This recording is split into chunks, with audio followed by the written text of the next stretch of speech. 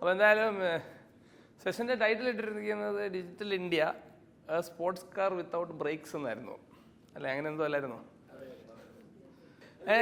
ഇത് ഉദ്ദേശിക്കുന്നതെന്ന് വെച്ചാൽ ഇപ്പം നിങ്ങളുടെ ഒരു ബാങ്ക് അക്കൗണ്ട് അങ്ങ് തീരുമാനിച്ചു ഫ്രീസ് ചെയ്തേക്കാം. അത് ഒരു തേർഡ് പാർട്ടി നിങ്ങളെ ഒഴിവാക്കി, നിങ്ങളുടെ ഒരു ആക്സസ് അങ്ങ് ബ്ലോക്ക് ചെയ്തു. നിങ്ങളൊരു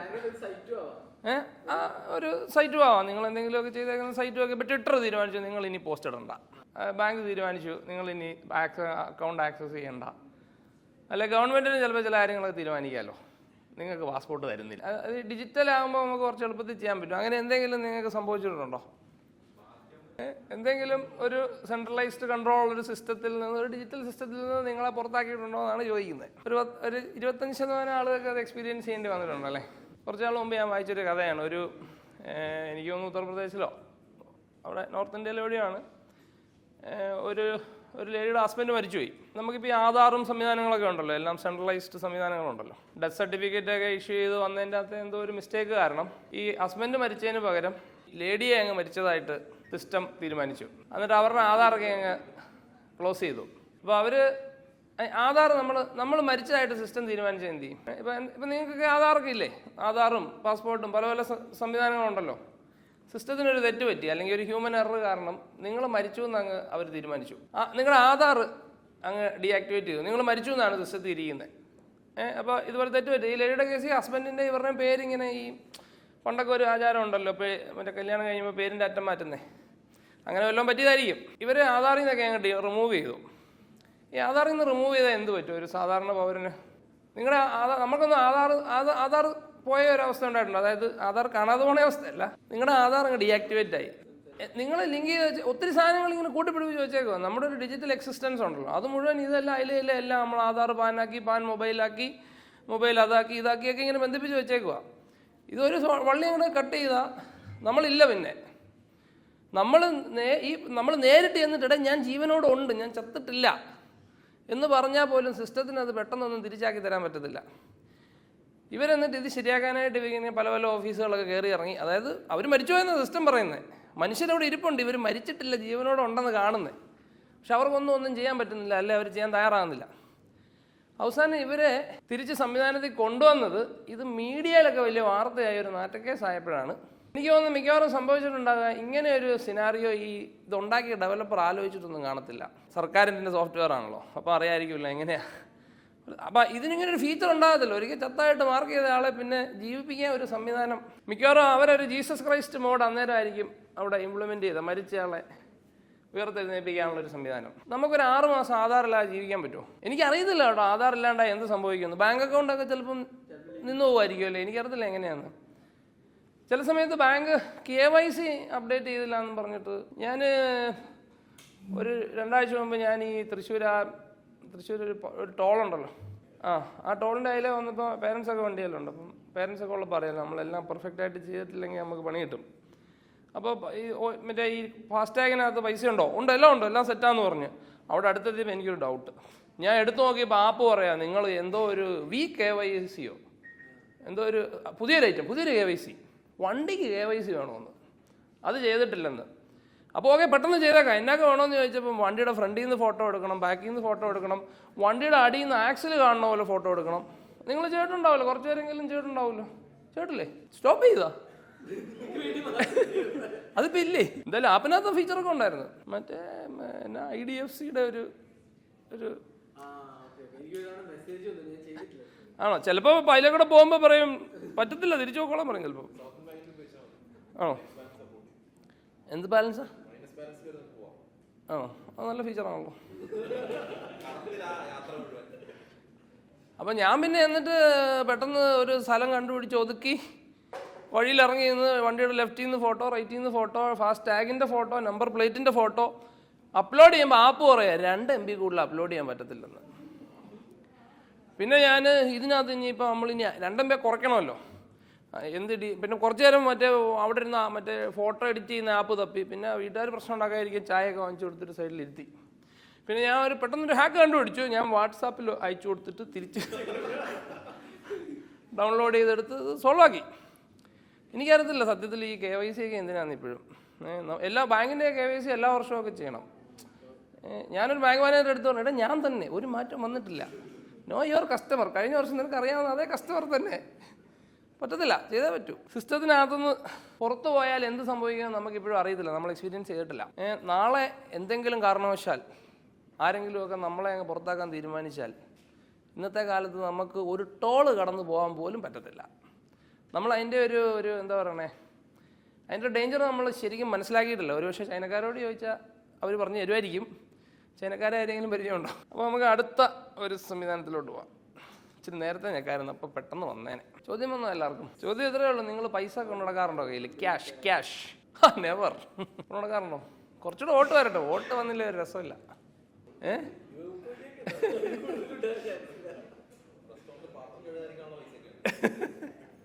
അയ്യോ എന്തൊക്കെയോ ബഗ്ഗുണ്ട്.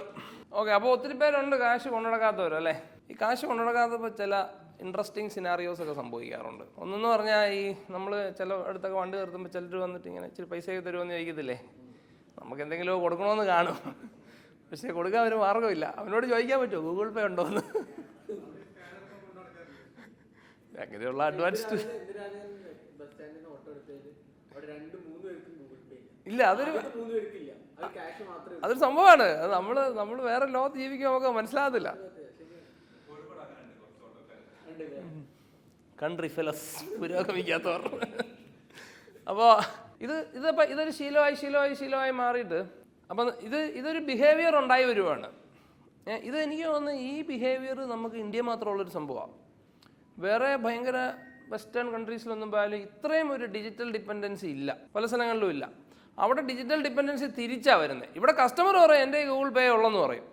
പുറത്തൊക്കെ പോയാൽ പല സ്ഥലങ്ങളിലും ചില ബിസിനസ്സുകൾ പറയും ക്യാഷ് എടുക്കാൻ മാർഗ്ഗമില്ല എന്ന് പറയും.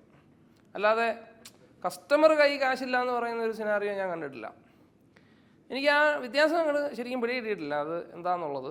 അപ്പോൾ നമ്മൾ കാശ് കൈ കൊണ്ടുനടക്കുമ്പോൾ ഉള്ള ഒരു പവർ എന്താ? നമ്മുടെ പോക്കറ്റിൽ കാശുണ്ടായാലത്തെ പവർ എന്താ?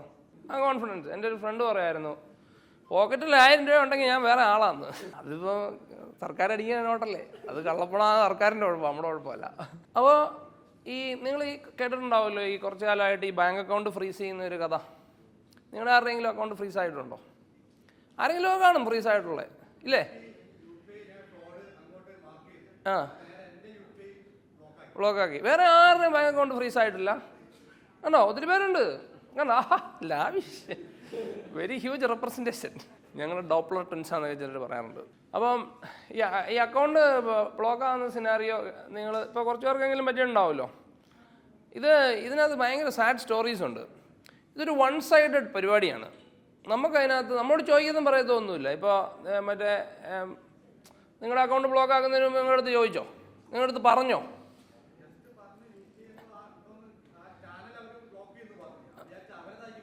ആ, നീ പരാതി കൊടുക്കുമല്ലടാ ബ്ലോക്ക്ഡ്. അത് ഈ ബാങ്കുകൾക്കുള്ള എനിക്ക് ICICI ആയിട്ട് എപ്പോഴും ഞാൻ വഴക്കുണ്ടാകുന്നൊരു വിഷയമാണ്. ക്രെഡിറ്റ് കാർഡ് ഉപയോഗിക്കുമ്പം നമ്മളിങ്ങനെ അത്യാവശ്യത്തിനൊക്കെ എന്തെങ്കിലും ഒരു പരിപാടിക്ക് ഇരിക്കുമ്പോഴായിരിക്കും കാർഡ് വർക്ക് ചെയ്തില്ല, blocked for security reason. Customer കെയറിൽ വിളിക്കണം അത് അൺബ്ലോക്ക് ചെയ്ത് കിട്ടണമെങ്കിൽ. ആപ്പിനകത്ത് മറ്റേ ഇങ്ങനെ ഞെക്കി മാറ്റിയൊന്നും പറ്റത്തില്ല. ഈ കസ്റ്റമർ കെയറിൽ വിളിക്കുമ്പോൾ ഒരു കുഴപ്പമില്ലെന്ന് വെച്ചാൽ ഇപ്പോൾ ഒരു AI സാധനം അവിടെ ഇരിക്കുന്നത്, അതിന് ചുക്കും ചുണ്ണാകുമ്പോൾ അറിയത്തില്ല, മണ്ടൻ AI. ഞാൻ പറയും I want to talk to an agent, തിരിച്ചും മറിച്ചും പറയും I want to talk to a real person. ഇത് പറഞ്ഞാൽ അത് തന്നെ പിന്നെയും പറഞ്ഞുകൊണ്ടിരിക്കും. കാരണം AIക്ക് ഇത് ഡീആക്ടിവേറ്റ് ചെയ്യാൻ പറ്റത്തില്ല. പിന്നെ ഞാൻ രാത്രി നമ്മുടെ റിലേഷൻഷിപ്പ് മാനേജരെയൊക്കെ വിളിച്ചെണീപ്പിച്ചിട്ടുണ്ട്. ഈ റിലേഷൻഷിപ്പ് മാനേജർമാർക്കൊരു കുഴപ്പമുണ്ട്, പലപ്പോഴും ലേഡീസൊക്കെ ആയിരിക്കും. രാത്രിയൊക്കെ അവരെ വിളിച്ചെണീപ്പിക്കുന്ന ആലോചിച്ച് നോക്ക്. നമുക്ക് പറ്റത്തില്ല, നമുക്കിത് വർക്ക് ചെയ്തേ പറ്റുള്ളൂ. 12 മണി കഴിഞ്ഞാൽ ചിലപ്പോൾ എന്തെങ്കിലുമൊക്കെ കുഴപ്പം സംഭവിക്കുന്ന ട്രാൻസാക്ഷൻ്റെ പുറത്തായിരിക്കും ഇരിക്കുന്നത്.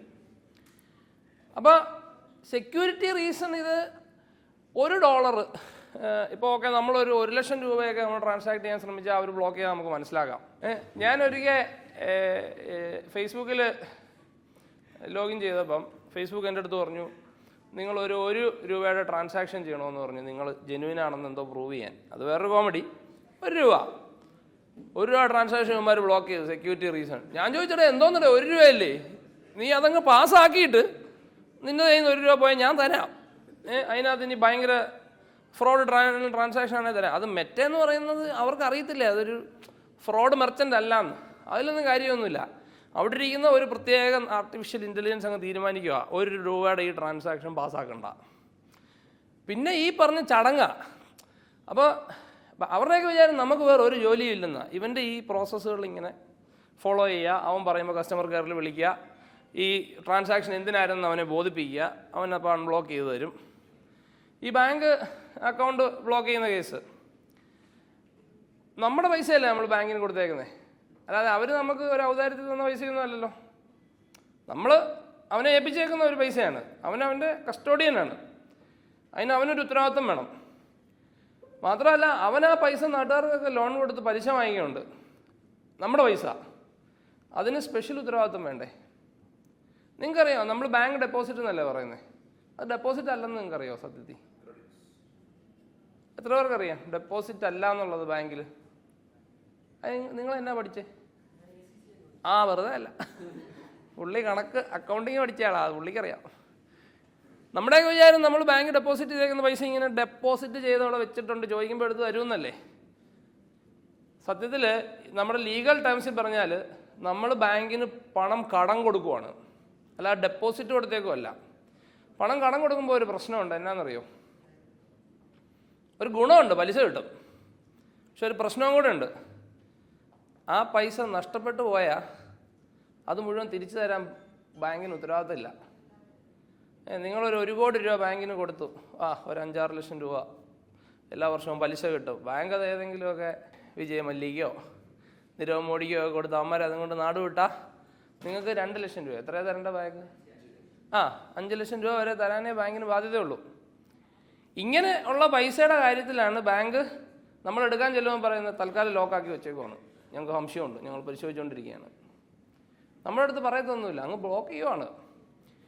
ഈ അക്കൗണ്ടുകൾ ബ്ലോക്കാക്കിയേക്കുന്ന കേസിൽ പലർക്കും അറിയത്തില്ല ഇത് ബ്ലോക്കായ എന്ത് ചെയ്യണമെന്ന്.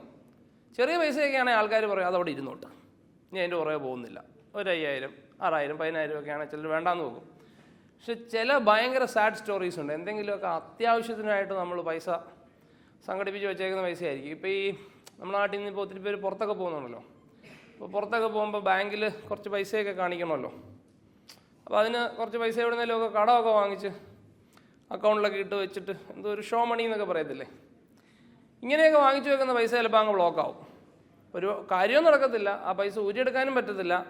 ഇതിനൊരു പ്രോപ്പർ ലീഗൽ സംവിധാനം ഒന്നും വെൽ എസ്റ്റാബ്ലിഷ്ഡും അല്ല. ഇതിനെക്കുറിച്ച് 1000 കേസുകൾ ഇങ്ങനെ കോടതികളിൽ നടക്കുന്നുണ്ട്. ഓരോ കോടതിയും ഓരോ അഭിപ്രായം പറയും. ബാങ്കിൽ പൈസ ഇടാതിരിക്കാം. അപ്പോൾ കൈ കാശുണ്ടല്ലത്തെ ഗുണം എന്നാ, പോക്കറ്റ് പൈസ ഉണ്ടല്ലത്തെ ഗുണം എന്നാ? എന്താ ഗുണം? നമുക്ക് ഇവൻ്റെ ഒന്നും ജാടയൊന്നും കാണേണ്ട കാര്യമില്ല. നീ ഏത് ബാങ്കാ പോടാന്ന് പറയാം, നമുക്ക് ആ പൈസയ്ക്ക് എന്ത് വേണമെങ്കിലും ചെയ്യാം. അതങ്ങനെ ചെയ്യാതിരിക്കാനാണ് ഇത് മുഴുവൻ ഇപ്പം ഡിജിറ്റലാക്കിക്കൊണ്ടിരിക്കുന്നത്.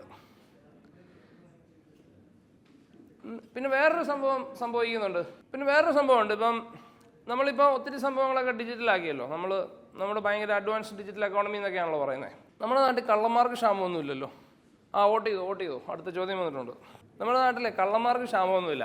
നമ്മൾ എന്ത് പരിപാടി ഒപ്പിച്ചാലും അവിടെ എല്ലാം കള്ളന്മാരുണ്ട്. ഒരു ചോദ്യം ഇവിടെ ഇടണ്ടായിരുന്നു, പക്ഷേ ഞാൻ മറന്നുപോയി. ഓപ്പണായിട്ട് ചോദിക്കാം. ഇവിടെ ഡേറ്റിംഗ് ആപ്സ് ഉപയോഗിക്കുന്ന ആരൊക്കെയുണ്ട്? ഒരാളേ ഉള്ളൂ. നിങ്ങളൊന്നും ജെൻസീസ് അല്ലാന്ന് തോന്നുന്നു. ഒരു നാണം ഡേറ്റിംഗ് ആപ്പ് ഉപയോഗിക്കണമെന്ന് പറയാൻ. കഴിഞ്ഞ ദിവസം നമ്മൾ ഡിസ്കസ് ചെയ്തുകൊണ്ടിരുന്ന ഒരു സ്കാമാണ് ഡേറ്റിംഗ് ആപ്സ് വഴി നടക്കുന്ന ഒരു സ്കാം.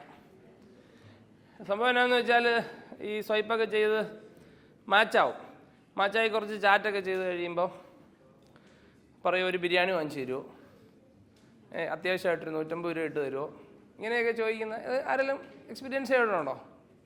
ഞാൻ എക്സ്പീരിയൻസ് ചെയ്തിട്ടില്ല കേട്ടോ, കാരണം ഞാൻ ഈ ആപ്പൊന്നും ഉപയോഗിക്കത്തില്ല, ഇടി കിട്ടും.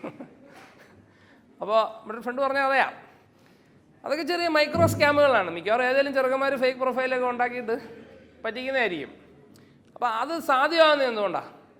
ഇത്രയും ലാർജ് ആക്സസ് ഉണ്ടാക്കി കൊടുത്തേക്കുക. നമുക്ക് ഇവിടെ ഇരുന്ന് ലോകത്തുള്ള ആരെ വേണമെങ്കിലും പറ്റിക്കാം. ഇപ്പോൾ ഈ കോള് വരാത്ത 2 പേരാരാ? ഒന്ന് കൈ നോക്കിക്കേ. ആ കോള് വരാത്ത ആരാ? 2 വോട്ട് ചെയ്ത് 2 പേരറിയാം. നിങ്ങൾക്ക് ഫോൺ ഇല്ലായിരിക്കും അല്ലേ? ഡെയിലി 2-3 കോളൊക്കെ വെച്ച് വരുന്നുണ്ട് ഇപ്പോൾ.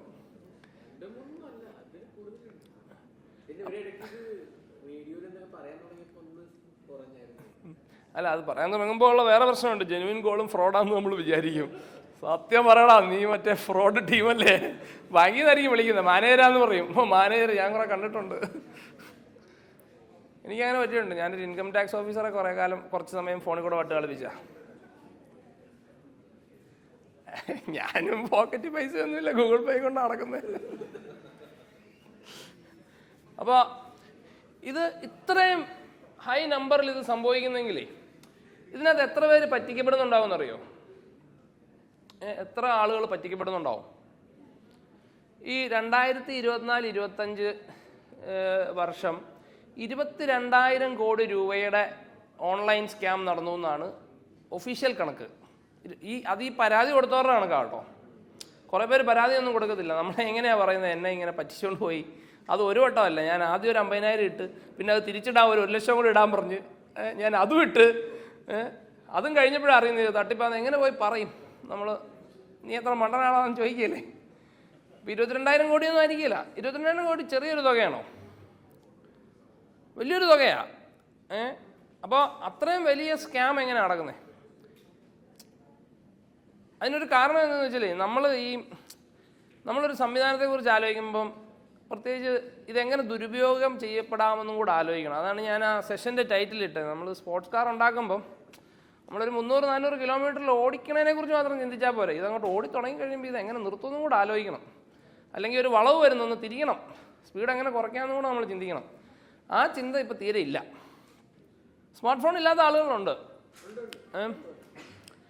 ഈ ഒഫീഷ്യൽ കണക്ക് പ്രകാരം ഇന്ത്യയിലെ 20% ജനങ്ങൾക്ക് സ്മാർട്ട് ഫോൺ ഇല്ലെന്ന്. അത് ഒഫീഷ്യൽ കണക്കാണ്.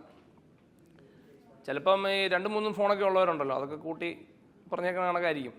ഈ സ്മാർട്ട് ഫോൺ ഇല്ല കുഴപ്പമെന്നാ? സ്മാർട്ട് ഫോൺ ഇല്ലാത്ത കുഴപ്പമെന്നാ? നമ്മൾ ഈ പറയുന്ന ഈ ഡിജിറ്റൽ ഇന്ത്യയിൽ നമുക്ക് സ്മാർട്ട് ഫോൺ ഇല്ലാതെ ജീവിക്കാൻ വലിയ ബുദ്ധിമുട്ടാണ്. പല കാര്യങ്ങളും ഓടിക്കണമെങ്കിൽ ഈ സാധനം വേണം. മൊബൈൽ നമ്പർ സ്വന്തമായിട്ടില്ലാത്ത ആളുകളുണ്ടെന്ന് പറഞ്ഞാൽ വിശ്വസിക്കുമോ? മൊബൈൽ നമ്പർ ഇല്ലെങ്കിൽ എന്താ പ്രശ്നം? നമ്മൾ അതിൻ്റെ ഒരു ഫ്രജിലിറ്റിയെക്കുറിച്ച് നമ്മൾ ആലോചിക്കുന്നില്ല. നമ്മുടെ ഒരൊറ്റ മൊബൈൽ നമ്പറിൽ നമ്മൾ എന്തൊക്കെ സാധനങ്ങൾ പിടിപ്പിച്ച് വെച്ചിട്ടുണ്ടെന്നറിയോ? ഒരു 2 ദിവസത്തേക്ക് ആ മൊബൈൽ ഫോൺ കയ്യിൽ നിന്ന് അങ്ങ് പോയാൽ എന്തൊക്കെ കാര്യങ്ങൾ ഉടക്കി നിൽക്കുമെന്ന് നമ്മളൊന്ന് ആലോചിച്ച് നോക്കണം. ഇതൊക്കെ ഇപ്പം എങ്ങനെയൊക്കെയോ ഇങ്ങനെ സ്മൂത്തായിട്ടൊക്കെ പോകുന്നതുകൊണ്ടാണ് ഇതൊക്കെ സംഭവിക്കുന്നത്. ഇപ്പോൾ എന്തെങ്കിലും കാരണവശാൽ മൊബൈൽ ഓപ്പറേറ്റർക്ക് എന്തെങ്കിലും ഒരു അബദ്ധം പറ്റി, നിങ്ങളുടെ മൊബൈൽ നമ്പർ അത് ക്യാൻസൽ ചെയ്ത് കളഞ്ഞു, അല്ലെങ്കിൽ എന്തെങ്കിലും ഒരു സംഭവം സ്റ്റക്കായി, അതൊക്കെ പിന്നെ പ്രൈവറ്റ് കമ്പനികളായതുകൊണ്ട് നമുക്ക് വിളിച്ച് തെറിയൊക്കെ പറഞ്ഞ് സോൾവ് ചെയ്യാം. പക്ഷെ സർക്കാരിൻ്റെ കയ്യിരിക്കുന്ന കാര്യങ്ങൾക്കാവൊന്നും പറ്റിയല്ലോ. അപ്പോൾ ഈ സ്മാർട്ട് ഫോൺ എന്ന് പറയുന്നത് ഈ നമ്മുടെ ഈ പറയുന്ന ഈ ഡിജിറ്റൽ ഇന്ത്യയിൽ പാർട്ടിസിപ്പേറ്റ് ചെയ്യാൻ വേണ്ട മിനിമം യോഗ്യതയാണ്. ഒരു സ്മാർട്ട് ഫോണിന് എന്ത് വില വരും? ഒരു ആവറേജ് അത്യാവശ്യം ഡിജിറ്റൽ ഇന്ത്യ പരിപാടികളൊക്കെ ചെയ്യാൻ പറ്റുന്ന സ്മാർട്ട് ഫോൺ 5 രൂപ താഴെ ഫോൺ വന്നു തുടങ്ങിയോ? അപ്പോൾ 7,000-8,000 രൂപയുടെ ഒരു ഡിവൈസാണ് നമ്മുടെ ഒരു പാസ്പോർട്ട് എന്ന് പറയുന്നത്. പക്ഷെ അത് മാത്രമല്ല, വേറൊരു സാധനവും കൂടെ വേണം. എന്തോ അത്?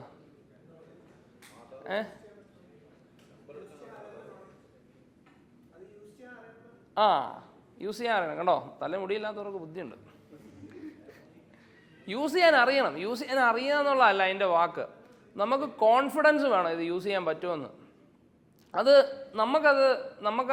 നമ്മൾ കുറച്ചൊക്കെ ആ ഡിജിറ്റൽ നേറ്റീവ്സ് ആയതുകൊണ്ട് നമുക്ക് ആ കോൺഫിഡൻസ് ഉണ്ട്. പക്ഷേ ആ കോൺഫിഡൻസ് ഇല്ലാത്ത ധാരാളം ആളുകളുണ്ട്. അവർക്ക് നമ്മൾ വിചാരിക്കുന്നത് ഇത് ചുമ്മാ അങ്ങോട്ട് മറ്റേ നമ്പർ അങ്ങോട്ട് അടിക്കുക, സെൻഡ് അടിക്കുക, മറ്റേ പിന്നടിക്കുക, കഴിഞ്ഞില്ലേ, എന്താ ഇത്ര ആലോചിക്കാനിരിക്കും. പക്ഷെ അവരത് കാണുമ്പോൾ അതൊരു വലിയ കുഴപ്പമായിട്ടാണ് കാണുന്നത്. ഒരു 0 കൂടി പോവുമോ, ഒരു 0 കുറഞ്ഞു പോവുമോ, ഇത് പോയാൽ തിരിച്ചു വരുമോ, ഇത് കിട്ടിയില്ലേ എന്ത് സംഭവിക്കും, ഇതൊക്കെ ഭയങ്കര ടെൻഷനുമായിട്ട് ജീവിക്കുന്ന ആളുകളുണ്ട്. അങ്ങനെയുള്ളവരെ നമ്മൾ അറിയുന്നില്ല. അങ്ങനെയുള്ളവരെ നമ്മുടെ സിസ്റ്റം കൺസിഡർ ചെയ്തിട്ടില്ല. അങ്ങനെയുള്ളവർ എന്താ അതിന് പറയണ്ടേ, മറ്റേ നമ്മൾ പുറത്താക്കുന്ന ആളുകളുണ്ടല്ലോ, എന്നെ അതിന് പറയുന്നത്. അങ്ങനെയുള്ള ആളുകളായിട്ടാണ് അവരെ കണക്കാക്കിയിരിക്കുന്നത്. അപ്പം ഇത് എല്ലാവർക്കും പറ്റത്തില്ല. അത് തന്നെ. എങ്ങനെയാ ഒന്നുകൂടി പറഞ്ഞേ? ഞാൻ അടുത്ത ചോദ്യം ഓണാക്കിയായിരുന്നു, അത് വന്നോ നിങ്ങളുടെ ഫോണിൽ? ഇത് നിങ്ങൾക്ക് കൂടെ റെലവൻ്റ് ആയിട്ടുള്ളൊരു ചോദ്യമാണ്. ഡിജിറ്റൽ നേറ്റീവ്സിനും കൂടെ റെലവൻ്റ് ആയിട്ടുള്ള ചോദ്യമാണ്. ഇതല്ല, നിങ്ങളുടെ ഫോണിൽ വന്ന് കാണും. ഇവിടെ വരാൻ ഇച്ചിരി സമയം എടുക്കുമായിരിക്കും.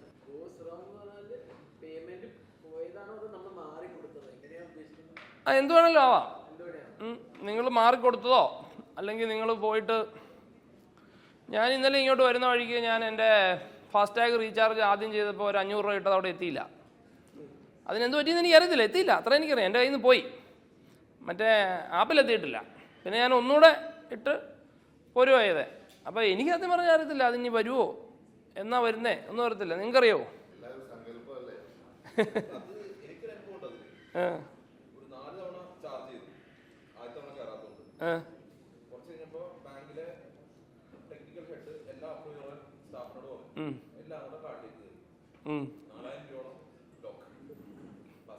എല്ലാം പാസ്സാക്കി വിട്ട്. കണ്ടോ, പകുതി ആൾക്കാർക്ക് അറിയത്തില്ല പൈസ പോയാൽ എങ്ങനെ തിരിച്ചു പിടിക്കണമെന്ന്. അത് ശരിയായ നടപടിയാണോ? നമ്മൾ അറിഞ്ഞിരിക്കേണ്ടതല്ലേ? UPI നമ്മൾ ഇത്രയും കാര്യമായിട്ട് ഉപയോഗിക്കുമ്പം UPI ട്രാൻസാക്ഷൻ കയ്യിൽ നിന്ന് പോയിട്ട് തിരിച്ച് കിട്ടാത്ത ആളെങ്കിലും ഉണ്ടോ ഇവിടെ? അല്ലെങ്കിൽ കിട്ടാത്ത ആ പ്രോസസ്സ് റെസൊല്യൂഷനിലൂടെ കടന്നുപോയ ആളുകളുണ്ടോ? കുറച്ച് പേരുണ്ട്. ഞാനത് തപ്പിയപ്പോൾ എൻ്റെ അടുത്ത് പറഞ്ഞ് 48 hours വെയിറ്റ് ചെയ്യാനാണ് പറഞ്ഞത്. 48 hours എന്തെങ്കിലുമൊക്കെ സംഭവിക്കുമായിരിക്കും. 48 hours ഒന്നും സംഭവിച്ചില്ലെങ്കിൽ അത് പിന്നെ നമുക്ക് നോക്കാമെന്ന്. അതായത് എൻ്റെ 500 രൂപ എവിടെയോ പോയി, അതെവിടെയാണെന്ന് അറിയത്തില്ല. 48 മണിക്കൂർ 2 ദിവസം കഴിഞ്ഞിട്ടേ അതിൻ്റെ പുറകെ പോകാൻ പോലും എനിക്ക് പറ്റത്തുള്ളൂ. അത് ശരിയാണോ? നിങ്ങളൊരു കടക്കാരൻ്റെ കയ്യിലോട്ടൊരു 500 രൂപ എടുത്തങ്ങ് വെച്ചപ്പോൾ തൊട്ട് അത് മേശപ്പുറത്ത് കാണുന്നില്ല. കടക്കാരൻ പറയാ 2 ദിവസം കഴിഞ്ഞു നമുക്ക് നോക്കാമെന്ന് പറയാൻ നമ്മൾ സമ്മതിക്കുമോ? സർക്കാരിന് അതൊക്കെ പറയാൻ പറ്റും.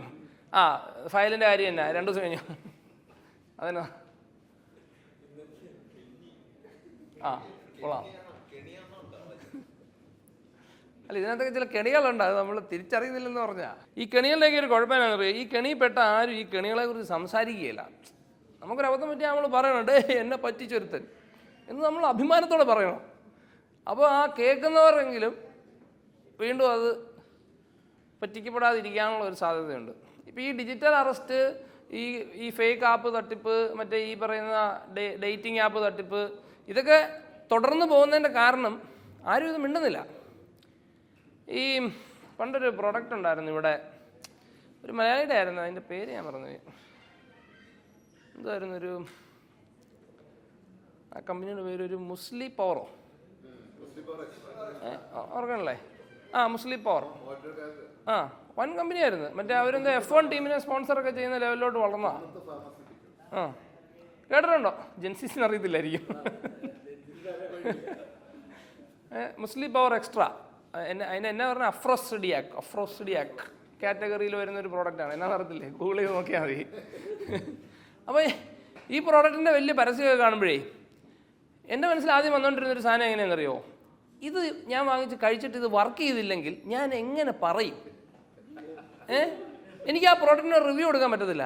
ഞാൻ കൂട്ടുകാരൻ്റെ അടുത്ത് വിളിച്ച് പറയാൻ പറ്റുമോ, ഞാനിത് കഴിച്ചു നോക്കി, ഒന്നും നടക്കുന്നില്ല, വർക്ക് ചെയ്യുന്നില്ല, നീ ഇത് വാങ്ങിക്കണ്ട കേട്ടോ, പറയാൻ പറ്റുമോ?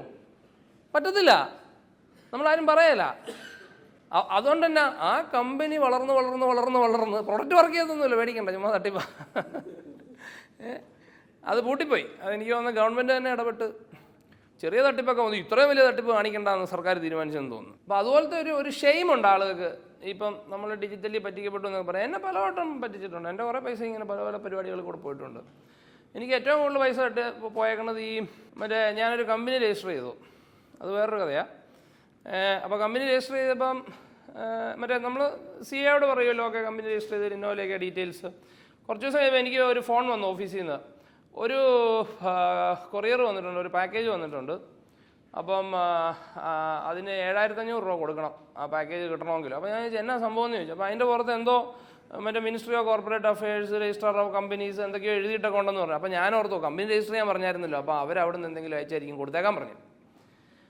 അത് കഴിഞ്ഞിട്ട് പിന്നെ ഞാൻ വൈകുന്നേരം വന്നിട്ട് ഞാൻ ഈ പാക്കറ്റ് പൊട്ടിച്ച് നോക്കുമ്പം ഒരു 4-5 പഴയ പുസ്തകം, മറ്റേ കമ്പനിയുടെ നിയമങ്ങളൊക്കെയാണ്, കമ്പനി നടത്തുന്നതുമായിട്ട് ബന്ധപ്പെട്ട കുറച്ച് നിയമങ്ങളൊക്കെ ഉള്ള പുസ്തകമാണ്, പഴഞ്ചൻ പുസ്തകം, അതിങ്ങനെ തൊട്ടാൽ പൊടിഞ്ഞു പോകും. അപ്പോൾ ഞാൻ ചോദിച്ചത് എന്തിനാ ഇവരിത് എനിക്ക് അയച്ചു തന്നത്? അപ്പോഴാണ് എനിക്ക് മനസ്സിലായത് 7500 രൂപ പോയി. ഇത് സംഭവം എന്നാണെന്നറിയോ?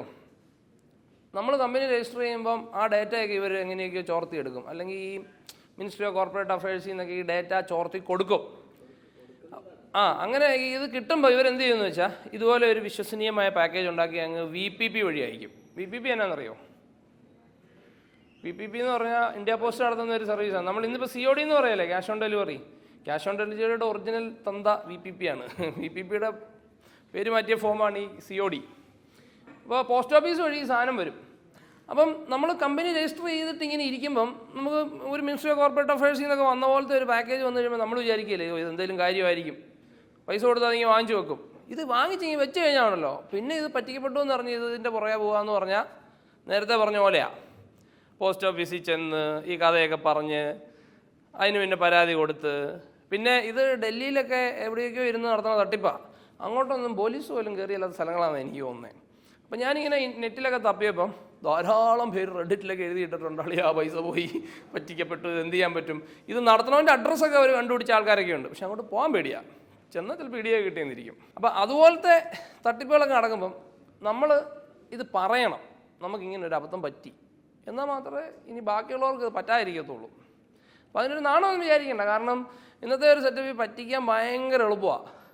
അത്രയും വലിയ നെറ്റ്വർക്കിലോട്ട് ഇത് ഇപ്പം മറ്റേ കേരളത്തിൽ ഇരുന്നുകൊണ്ട് നമുക്ക് ഡൽഹിക്കാരനെ പറ്റിക്കാം, ഡൽഹിയിൽ ഇരുന്നുകൊണ്ട് അമേരിക്കക്കാരനെ പറ്റിക്കാം. അത്രയ്ക്ക് ഒരു വലിയ നെറ്റ്വർക്ക് നമ്മൾ സെറ്റപ്പ് ചെയ്ത് വെച്ചിട്ടുണ്ടല്ലോ.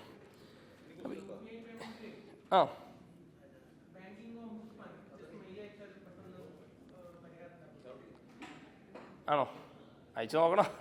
ബാങ്കിങ് ഓംബുഡ്സ്മാൻ്റെ മെയിൽ അഡ്രസ്സ് അറിയാമോ? അപ്പം നമുക്ക് അടുത്ത ചോദ്യത്തിലോട്ട് നീങ്ങാം. ചോദ്യം വന്നോ?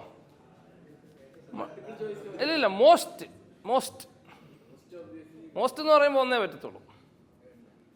ഞാൻ ഈ വിഷയം പലരുമായിട്ട് ചർച്ച ചെയ്യുമ്പോഴേ പലരും സമ്മതിച്ചു തരാൻ തയ്യാറല്ലാത്തൊരു കാര്യമുണ്ട്. ഈ പണ്ട് ബാങ്കിങ് എങ്ങനെ നടന്നുകൊണ്ടിരുന്നതെന്ന് ഓർക്കുന്നുണ്ടോ? വളരെ പണ്ട് ATM ഒക്കെ വരുന്നതിന് മുമ്പ് ബാങ്ക് അക്കൗണ്ടുകൾ ഉണ്ടായിരുന്ന ആളുകൾ ഈ കൂട്ടത്തിലുണ്ടോ? കുറച്ച് അമ്മാവന്മാർ കാണും, അവർക്കേ ഉള്ളൂ. ഈ പണ്ട് എങ്ങനെയാണെന്ന് വെച്ചാൽ ബാങ്കിന് ചാർജസ് ഒന്നുമില്ല. അങ്ങനെ ഒരു കാലം ഉണ്ടായിരുന്നു. ബാങ്കിങ് ചാർജസ് എന്ന് പറഞ്ഞൊരു സംഭവം ഇല്ല. നമ്മൾ ബാങ്കിൽ കൊണ്ടുപോയി പൈസ ഡെപ്പോസിറ്റ് ചെയ്യുന്നു, ബാങ്കിൽ ചെല്ലണം. നമ്മൾ രാവിലെ നടന്ന് ബസ്സിൽ പാസ്ബുക്കും കൊണ്ട് ചെല്ലണം. നമ്മൾ ചെല്ലുന്നു, നമ്മൾ അവിടെ ടെല്ലർ നമ്മുടെ കയ്യിൽ നിന്ന് വാങ്ങിക്കുന്നു, പുള്ളി അതൊക്കെ എണ്ണി തിട്ടപ്പെടുത്തി നമ്മുടെ ബുക്കിൽ എഴുതി തരുന്നു. ഇത്രയും പൈസയൊക്കെ ഉണ്ട്. ബാങ്കിൽ നിന്ന് പൈസ എടുക്കുന്നത് എങ്ങനെ? ഇതുപോലെ തന്നെയാണ്. നമ്മൾ ചെക്ക് എഴുതിക്കൊണ്ട് ചെല്ലുന്നു, പൈസ എടുക്കുന്നു, കുറച്ച് പൈസ എപ്പോഴും നമ്മളെടുത്ത് കൈ വെച്ചേക്കും. ഇങ്ങനത്തെ ഒരു കാലം ഉണ്ടായിരുന്നു. അന്ന് ബാങ്കിങ് ചാർജ് ഒന്നുമില്ല. മറ്റേ ഈ പറയുന്ന ടെല്ലർ നിങ്ങളോട് സംസാരിച്ചതിന് 5 രൂപ അങ്ങനെയൊന്നുമില്ല. ബാങ്കിൽ AC ഇട്ടതിന് 50 പൈസ അങ്ങനത്തെ ചാർജൊന്നുമില്ല. പാർക്കിംഗ് തന്നതിന് അങ്ങനെയൊന്നുമില്ല, 0 ചാർജസ്. അപ്പോൾ അന്നെന്താ ബാങ്ക് നിറച്ച് എംപ്ലോയീസ് ഉണ്ട്. പണ്ടത്തെ ബാങ്കിലൊക്കെ പോയിട്ടുള്ളവർക്കറിയാം, നിറച്ച് ആളുകൾ ഇരിപ്പുണ്ട്. കാരണം ഒത്തിരി മനുഷ്യർ വരും, അവർക്കെല്ലാം സർവീസ് ചെയ്യണം. അത് കഴിഞ്ഞപ്പോൾ ATM വന്നു. വന്നപ്പം നമുക്ക് ബാങ്കിൽ പോകണ്ട. ATM വന്നു, ക്യാഷ് ഡെപ്പോസിറ്റ് മെഷീൻസ് വന്നു. അപ്പോൾ നമ്മൾ ബാങ്കിൽ പോയി സംസാരിക്കാൻ നിർത്തി, കാർഡ് ഇടുന്നു, പൈസ എടുക്കുന്നു. പയ്യെ ഒരു ചാർജ് വന്നു, ATM ചാർജസ്. സത്യത്തിൽ ബാങ്കിന് ഈ ATM വന്നപ്പോൾ ബാങ്കിന് ലാഭമാണോ നഷ്ടമാണോ ഉണ്ടായേ? ബാങ്കിൻ്റെ ചിലവ് കൂടിയോ കുറഞ്ഞോ? ബാങ്കിന് ചിലവ് കുറഞ്ഞു. പക്ഷേ പിന്നെ എന്തിനാണ് ATM ചാർജ് വാങ്ങിക്കുന്നത്? അവൻ നമുക്ക് ഇങ്ങോട്ട് 10 രൂപ വരണ്ടേ? ഞാൻ തന്നെ സ്വന്തമായിട്ട് നടന്ന് ബാങ്കിങ് ജോലികൾ ചെയ്തു, ടെല്ലറുടെ പണി ഞാനെടുത്തു. നിങ്ങൾ ATM-ൽ ട്രാൻസാക്ഷൻ നടത്തിയതിന് 10 രൂപ നിങ്ങൾക്ക് തന്നിരിക്കുന്നു എന്നാ പറയണ്ടേ? അല്ലാതെ അതിന് 10 രൂപ ഇങ്ങോട്ട് വാങ്ങിക്കുകയല്ല ചെയ്യണ്ടേ, ബാങ്ക് വാങ്ങിക്കുകയല്ല ചെയ്യണ്ടേ. അത് കഴിഞ്ഞിട്ട് ഇപ്പോൾ ഫുൾ ആപ്പ് ബേസ്ഡ് ആയി, ഡിജിറ്റൽ ബാങ്കിങ് ആയി, ഇതെല്ലാം ആയി. അന്നേരം എന്താ സംഭവിച്ചേ? ബാങ്കുകളുടെ ലാഭം കൂടുകയത്, ബാങ്കുകളുടെ കോസ്റ്റ് കൂടുകയല്ല ചെയ്തേ. കോസ്റ്റ് കൂടിയെന്ന് തോന്നും. കാരണം എന്താണെന്നറിയോ? സോഫ്റ്റ്വെയറിൻ്റെയൊക്കെ കോസ്റ്റ് വരുമല്ലോ. ഇൻഫോസിന് കുറച്ച് പൈസ കൊടുക്കണം ഈ സംവിധാനമൊക്കെ ഓടിക്കാൻ. അപ്പോൾ അതിങ്ങനെ ഒരു സ്ഥലത്ത് കാണിക്കും, അയ്യോ ഇത്രയും പൈസ ചിലവാക്കിയെന്ന് കാണിക്കും. എന്നാൽ ഇതേ പരിപാടികൾ ഇതില്ലാതെ ചെയ്യണമായിരുന്നെങ്കിൽ, ഇതില്ലാതെ ചെയ്തുകൊണ്ടിരുന്ന കാലത്ത് ഇപ്പർക്ക് ഇവിടെ ഓഫീസ് ഉണ്ടാക്കാനും എംപ്ലോയീസിനെ മെയിൻറ്റെയിൻ ചെയ്യാനും പിന്നെ ഈ എഴുതി കൂട്ടി വെച്ചേക്കുന്നതൊക്കെ ഓഡിറ്റൊക്കെ ചെയ്യണമെന്നുണ്ടെങ്കിൽ ആലോചിച്ച് നോക്ക്, എന്തുമാത്രം മാൻ പവർ, എന്തുമാത്രം ശമ്പളം കൊടുത്താലായിരുന്നു. അതൊന്നും ഇപ്പോൾ ഇല്ല. ഇപ്പോൾ ഇങ്ങനെ ഓഡിറ്റ് വന്നു കഴിഞ്ഞു. പക്ഷേ ഈ സംഭവം എല്ലാം വന്നപ്പം ഇപ്പോൾ ഒരു ബാങ്ക് സ്റ്റേറ്റ്മെൻറ്റ് എടുത്ത് നോക്കിയാൽ നമ്മൾ ഇട്ട പൈസ എടുത്ത പൈസയേക്കാൾ കൂടുതൽ ആ ചാർജ്, ഈ ചാർജ്, മറ്റേ ചാർജ്, മറിച്ചേ ചാർജ്, പിന്നെ അതിൻ്റെ എല്ലാം GST. ചില ബാങ്കുകൾ ഭയങ്കര മിടുക്കന്മാരാണ്, ഇതൊന്നും ഡീറ്റെയിൽഡ് കാണിക്കുന്നില്ല. കൺസോളിഡേറ്റഡ് ചാർജസ് 530 രൂപ. ഈ കൺസോളിഡേറ്റഡ് ചാർജ് എന്നാന്ന് അറിയണമെങ്കിൽ നമ്മൾ പിന്നെ വണ്ടി എടുത്ത് ബാങ്കിൽ പോയിരുന്ന് ബാങ്ക് മാനേജറെ കുറേ ഭീഷണിപ്പെടുത്തിയൊക്കെ വേണം ഡീറ്റെയിൽസ് എടുക്കാൻ. അപ്പോൾ ഇത് മാത്രമല്ല, ബാങ്കുകൾക്ക് ലാഭം ഉണ്ടായ വേറൊരു രീതിയുണ്ട്. നമ്മൾ പൈസ എടുത്ത് കൈ വെക്കുമ്പോൾ ഈ പൈസ ബാങ്കിൻ്റെ ഡെപ്പോസിറ്റിൽ കിടക്കുമല്ല, നമ്മുടെ കൈ ഇരിക്കുവാണല്ലോ. നമ്മൾ ഡിജിറ്റലി എല്ലാ ഇടപാടും നടത്തുമ്പോണ്ടല്ലോ ഈ പൈസ മുഴുവൻ ബാങ്കിൻ്റെ കൈ ഇരിക്കുക. നമ്മൾ ഒരാൾക്ക്, നമ്മളിന്നിപ്പോൾ ചായ കുടിച്ചു, 10 രൂപ നമ്മൾ ഗൂഗിൾ പേ വഴി ചെയ്തപ്പം എൻ്റെ അക്കൗണ്ടിൽ നിന്ന് മറ്റേ ആളുടെ അക്കൗണ്ടിലേക്ക് പൈസ പോയി. ആ 2 അക്കൗണ്ടും ബാങ്കിൻ്റെ തന്നെയാണല്ലോ. ആ പൈസ അപ്പോഴും ബാങ്കിൻ്റെ തന്നെ ഇരിക്കുക. ബാങ്കിന് ഇതിൽ നിന്നൊരു ഇൻട്രസ്റ്റ് കിട്ടും. കാസ എന്ന് പറയും. ബാങ്കിങ്ങുകാരെല്ലാം ഉണ്ടോ? അക്കൗണ്ടിങ്ങുകാർക്ക് അറിയായിരിക്കും. കാസ കേട്ടിട്ടുണ്ടോ? മറ്റേ കാസയല്ല. കാസയ്ക്ക് എന്തോ ഒരു ഫുൾ ഫോം ഉണ്ട്, എന്തോ ഒരു റോളിങ് അല്ല, അങ്ങനെയല്ല, എന്തോ ഒരു ഡെപ്പോസിറ്റ്. എനിക്ക് അതിൻ്റെ നമ്മളതൊന്നും പഠിച്ചിട്ടില്ലല്ലോ, നമ്മൾ ഈ സെഷൻ എടുക്കാൻ വേണ്ടി ഗൂഗിൾ ചെയ്യുന്നതല്ലേ. അപ്പോൾ ഇപ്പം ഞാനിപ്പോൾ എനിക്ക് ഡെയിലി ഉപയോഗിക്കേണ്ട പൈസ ഒരു 12,000 രൂപ ഞാനെടുത്ത് പോക്കറ്റ് വെച്ചാൽ ആ 2,000 രൂപയ്ക്ക് ബാങ്കിന് പലിശ കിട്ടുന്നില്ല. പക്ഷെ ഞാനത് ബാങ്കിൽ ഇട്ടിട്ട് ഞാൻ അങ്ങോട്ട് ഗൂഗിൾ പേ ഇങ്ങോട്ട് ഗൂഗിൾ പേ ഒക്കെ ചെയ്യുമ്പോൾ ആ ഫുൾ എമൗണ്ടിന് ബാങ്ക് ഇൻട്രസ്റ്റ് വാങ്ങിച്ചുകൊണ്ടിരിക്കുവാണ്. ബാങ്കിന് നമ്മുടെ ഡെപ്പോസിറ്റ് ഒരു റവന്യൂ മാർഗമാണ്. പക്ഷെ നമ്മളെല്ലാം പറഞ്ഞ് വിശ്വസിച്ചേക്കോ, അയ്യോ ഇതൊക്കെ ഭയങ്കര ചിലവുള്ള പരിപാടികളാണ്, അതിനെല്ലാം ചാർജസ് തരണം. ഇപ്പോൾ കഴിഞ്ഞ ദിവസം ഒരു ഇത് വന്നായിരുന്നല്ലോ, മിനിമം അക്കൗണ്ട് ബാലൻസ് മെയിൻറ്റെയിൻ ചെയ്യാത്തതിന് 8,000 കോടി രൂപ മൊത്തം പിരിച്ചെന്ന്. അതായത് ദരിദ്രവാസി കുത്തോളം എടുത്ത് അവൻ്റെ ഈ മിനിമം അക്കൗണ്ട് ബാലൻസ് മെയിൻറ്റെയിൻ ചെയ്യാൻ ഇല്ല, അവൻ്റെ കൊങ്ങയ്ക്ക് പിടിച്ച് വാങ്ങിച്ച പൈസ 8,000 കോടി രൂപയെന്ന്. ഈ അക്കൗണ്ടിൽ ബാലൻസ് ഇല്ലെങ്കിൽ ബാങ്കിന് എന്തെങ്കിലും മുടക്കുണ്ടോ? പിന്നെ എന്തിനാ ഈ മിനിമം ബാലൻസ് മെയിൻറ്റെയിൻ ചെയ്യാനായിട്ട് പൈസ വാങ്ങിക്കുന്നത്? ഞാൻ ഈ ചോദ്യം ചോദിച്ചു പോയപ്പോഴേ എൻ്റെ അടുത്ത് ഇൻഫോസിസിൽ വർക്ക് ചെയ്യുന്ന ഒരുത്തിനൊരു അവനതിൻ്റെ ഒരു കണക്കറിയായിരുന്നു. അതെ, ഞങ്ങൾ ഈ ബാങ്ക് അക്കൗണ്ട് എണ്ണിയാണ് പൈസ വാങ്ങിക്കുന്നത്, അതുകൊണ്ട് നിങ്ങളുടെ അക്കൗണ്ടിൽ പൈസ ഇല്ലേലും ഞങ്ങൾ പൈസ വാങ്ങിക്കും. അത് നിങ്ങളുടെ കയ്യിൽ നിന്ന് ബാങ്ക് വാങ്ങിക്കുന്നതേ ഉള്ളെന്ന്. അതെ, ഇല്ലാത്ത റെക്കോർഡിനകത്ത് പ്രത്യേകിച്ച് മെയിൻ്റനൻസ് ഒന്നും വേണ്ടല്ലോ, അതവിടെ ഇരിപ്പുണ്ടല്ലോ. അതെ, ബാങ്ക് ഷീറ്റ് കമ്പ്യൂട്ടറിലുണ്ട്. അതിനായിട്ടാണ് അത് 8,000 കോടി രൂപ ഇല്ലാത്ത പൈസ ഇവിടെ കണക്ക് സൂക്ഷിച്ചതിന് 8,000 കോടി രൂപ. അപ്പോൾ ഇതിൻ്റെയൊക്കെ പോയിന്റ് എന്ന് പറഞ്ഞാൽ നമ്മൾ ഈ മാറ്റങ്ങളൊക്കെ ഉണ്ടല്ലോ, ഇതൊക്കെ വളരെ ചുരുങ്ങിയ ഒരു ടൈം ഫ്രെയിമിൽ വന്ന മാറ്റങ്ങളാണ്. ഇപ്പം ഞാൻ ചോദിച്ചില്ലേ, നിങ്ങൾ ഈ ഡിജിറ്റൽ ഇല്ലാത്ത ബാങ്കിൽ പോയിട്ടുണ്ടോ എന്ന് ചോദിച്ചപ്പം ഞങ്ങൾ കുറച്ച് സീനിയർ ആയിട്ടുള്ള ആളുകൾ മാത്രമേ അത് കണ്ടിട്ടുള്ളൂ, ബാക്കിയുള്ളവരൊന്നും അങ്ങനെ ഒരു സിനാരിയോ കണ്ടിട്ടില്ല. അപ്പോൾ ഈ മാറ്റങ്ങളെല്ലാം വളരെ ചുരുങ്ങിയ ഒരു ഫ്രെയിമിൽ വന്നതാണ്. അപ്പോൾ ഇത് ഭയങ്കര സഡനാണ്. നമ്മൾ ഇതുമായിട്ട് ഫുള്ളായിട്ട് നമ്മളങ്ങ് എന്താ പറയുക, നമ്മളതങ്ങ് പഠിച്ചിട്ടില്ല. ആ ഒരു വിൻഡോയിലാണ് ഏറ്റവും കൂടുതൽ തട്ടിപ്പ് നടക്കുന്നത്. നമുക്ക് ഈ സംവിധാനത്തെക്കുറിച്ച് കൂടുതൽ അറിയില്ല, നമുക്കിത് എങ്ങനെ വർക്ക് ചെയ്യുന്നതെന്ന് അറിയത്തില്ല. അപ്പോൾ 2 സൈഡിൽ ഈ തട്ടിപ്പ് നടക്കുന്നുണ്ട്. ഒന്ന് ഈ നമ്മളെ ഈ പറഞ്ഞ ഡേറ്റിംഗ് ആപ്പ് വഴിയൊക്കെ പറ്റിക്കുന്നവന്മാരും അല്ലെങ്കിൽ ഡിജിറ്റൽ അറസ്റ്റൊക്കെ ചെയ്യുന്നവന്മാർ ക്രിമിനൽസാണ്.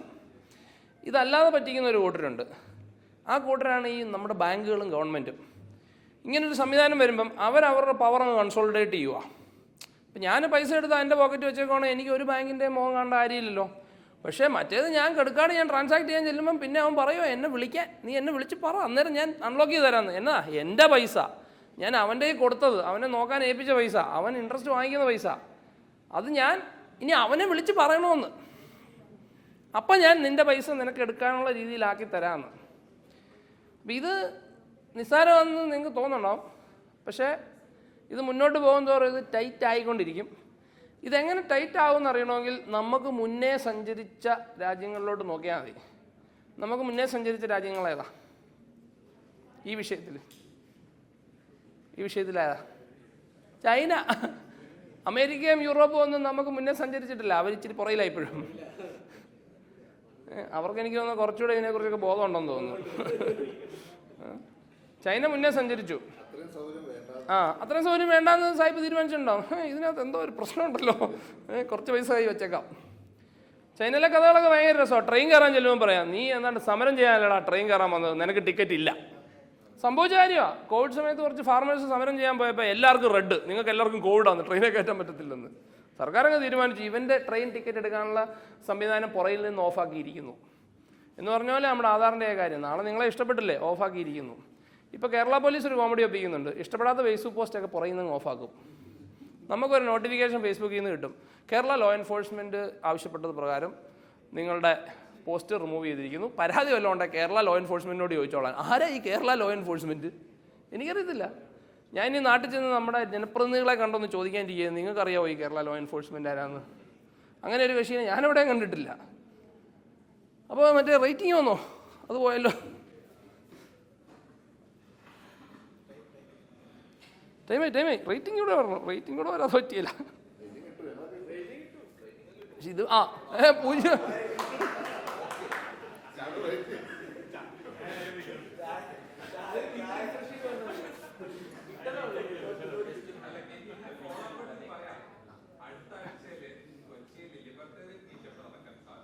ആണോ? ലിബർട്ടേറിയൻ എഗ്രിമെൻ്റ് ആയിരിക്കും. ഇതെന്തോ ബഗ്ഗാണല്ലോ ഇത്. എനിക്കിട്ട് പണിതാന്ന് എനിക്ക് തോന്നുന്നു.